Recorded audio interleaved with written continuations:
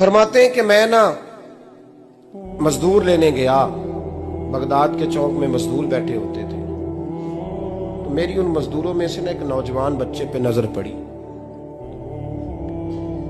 बड़ा कमजोर सा वजूद था, लेकिन चेहरे पर इबादत का निशान था। माथा बताता था कि नमाज का बड़ा ख्याल रखता है। मैं उसके करीब गया। चेहरे भी बड़ा कुछ बताते हैं ना, चेहरों में भी बड़ी रानाई होती है। फरमाते मैं करीब गया, मैंने उसको कहा बेटे मजदूरी करोगे? तो कहने लगा मजदूरों में बैठा हूं तो हुजूर मजदूरी के लिए ही तो बैठा हूं। तो मैंने कहा कि चलो फिर। कहने लगा नहीं मेरी कुछ शर्तें। मैंने कहा बताओ। कहने लगा पहली शर्त यह है कि लोग 4 दिनार दिहाड़ी लेते हैं, मैं 3 दिनार लूंगा। मैंने कहा यार भाई तो बड़ी बेहतरीन है, बाकी भी इस तरह की रख ले। उसने कहा हुजूर दूसरी शर्त यह है कि मैं आपकी मुकम्मल बात मानूंगा, लेकिन जब अजान हो जाएगी फिर आपकी नहीं सुनूंगा। तीसरी बात उसने ये की कि हुजूर मैं आपके घर में काम करूंगा पर आपके किसी सवाल का जवाब नहीं दूंगा। कहते मैंने कहा यार तू बड़ा अजीब है, शर्तें तो मालिकों की होती हैं। कहने लगा जी बहरहाल मैं शर्तें लगा के जाता हूँ। फरमाते मैं उसे घर ले आया, काम मैंने उसको बताया, तो जो काम मजदूर सारे दिन में करता है ना उसने 2 घंटे में ही कर दिया। हमारे मजदूर सिगरेट पीने में भी तो आधा घंटा लगाते हैं, वो चाय पीने जाए तो पौना घंटा वहां। उनको भी तो दयानतदारी करनी चाहिए कि नहीं करनी चाहिए? ने मुआहदा किया है ना जी, तो पूरा उतरना चाहिए ना। कहते 2 घंटे में। अब काम जब बंदा शुरू कराता है तो काम और निकल आता है। कहते काम मैंने उसको और बता दिया, वो करने लगा। उसने मिट्टी निकाल के रखी थी बाहर रास्ते में, तो अजान हो गई जोर की। उसने वहीं कुदाल छोड़ी कही और चलने लगा। तो मेरा बेटा कहने लगा इसको जरा बराबर कर दो। कहने लगे चुप कर जा, तेरे बाप से बात हुई थी, जब अजान होती है तो मैं किसी और की नहीं सुनता, सिर्फ अल्लाह रसूल की सुनता हूँ। कहते हो मस्जिद चला गया, नमाज पढ़ के आया तो दोपहर का वक्त था। मेरी बीबी कहने लगी इसको को खाना खा ले। कहते हमने कहा खाना खा लो, तो कहने लगा मैंने रोजा रखा हुआ, रमजान भी नहीं था, नफली रोजा रखा हुआ। फरमाते हैं शाम हुई, मैंने 3 दिनार दिए, तो मैंने कहा तेरा नाम क्या है? कहने लगा मैंने आपसे कहा था मैं किसी सवाल का जवाब नहीं दूंगा। तो वो चला गया। अगले दिन मैं फिर लेने गया उसे, काम कुछ और निकल आए, तो लोगों ने बताया वो सिर्फ हफ्ते वाले दिन आता है।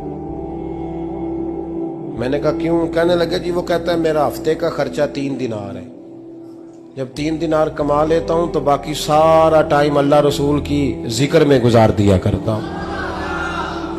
फरमाते हैं जी अगले हफ्ते मैं फिर लेने गया, मैंने पूरा हफ्ता इंतजार किया कि काम उसी से कराना है।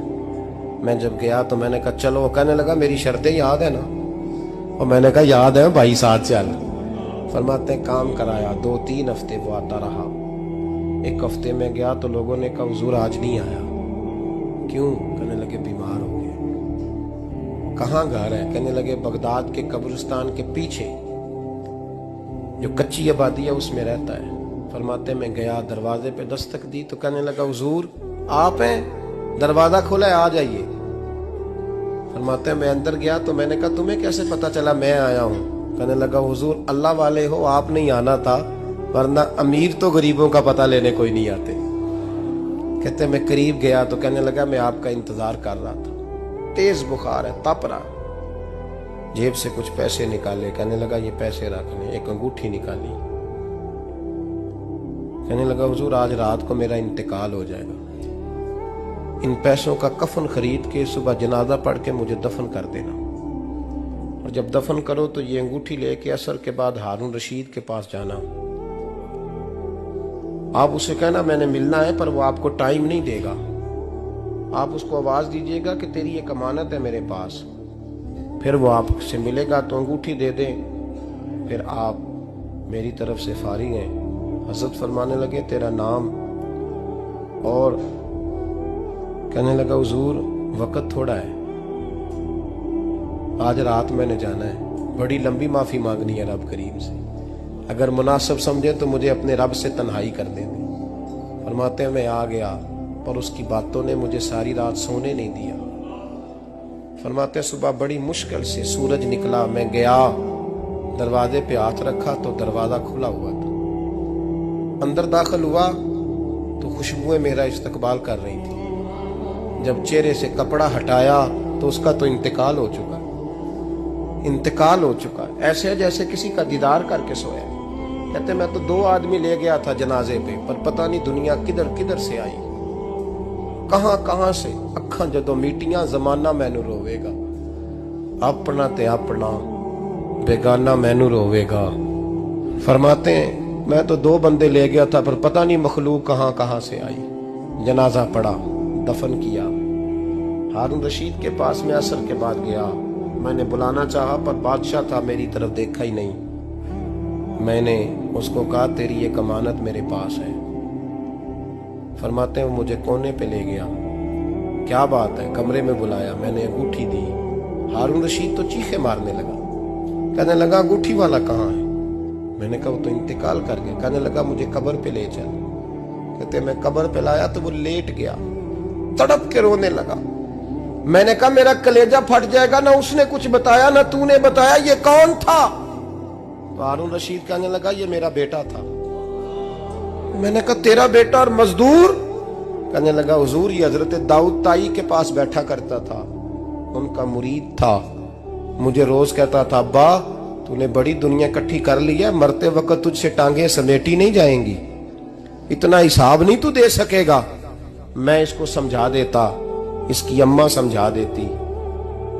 ये रोज हमें कहता छोड़ दो, आ जाओ अल्लाह रसूल की बारगाह में झुक जाएं।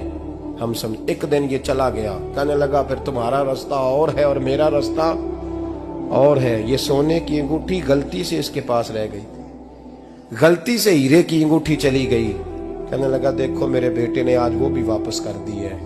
फिर तड़प के कहने लगा हारून रशीद था तो ये मेरा बेटा, पर मेरा मुर्शद निकला, मेरा पीर निकला। भाई जिंदगी तो बड़ी थोड़ी है ना। बाबा साहब ने कहा था उठ फरीदा सुते आ, और दाढ़ी आ गया पूर, अग्गा नेड़े आ गया, पिछा रह गया दूर। उठ फरीदा सुते आ, खलकत वेखन जा, मते कोई मिल जाई बख्शिया ते तू ही बख्शिया जा। उठ फरीदा सुते आ, झाड़ू दे मसीत, तू सुते रब जागदा, तेरी डाडे नाल परीत। मेरा रब हमें भी अपनी बारगाह में कबूल फरमा।